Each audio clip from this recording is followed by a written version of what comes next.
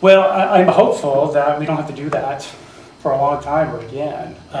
It's really kind of interesting. The Davidson IB school, we'll use that for an example. One of the architects where I work is on the planning board up in Davidson.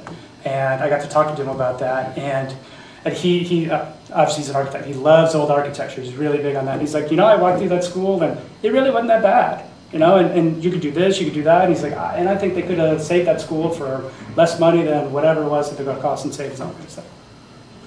Talked to a couple of teachers and others, they're like, gosh, that was a hole in the ground. This is that and all this other stuff. And so it's really interesting when you get these differing opinions on that.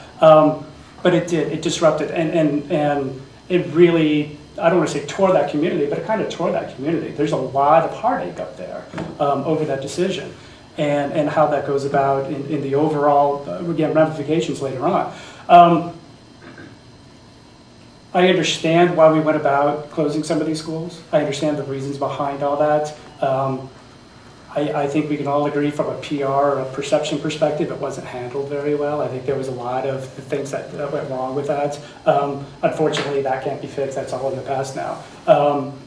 But I do think there is, and using some of the architectural jargon, that there's got to be this master plan out there of how we see the growth with new schools, of how we see expansion with student enrollment, or if student enrollment decreases. And we need to kind of look at how that's going to be the most effective. As I think sometimes you want to put a school out here in the middle of nowhere because the land's cheap and we're going to build something new and it's just easier to do that, rather than take a school that's in the middle of a neighborhood, maybe it's a fragile neighborhood, and can we bolster that school? Can we do a better job of building it up and making it a better place? And then, so it looks like the easy decision to say, we're just going to close that and send all those students over there, and that kind of a thing. And so I think sometimes it's a little easier to make those decisions because we don't have a lot of time. We're not sure what the budgets are going to be.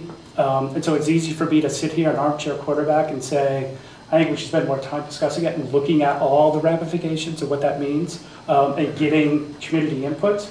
I don't know if that comes up to, I don't think there's ever going to be a fair and equitable answer to that. And there's always going to be some segment that's not going to be happy with whatever those answers are. But I think there was a lot of things that could have been handled better with that, the whole situation.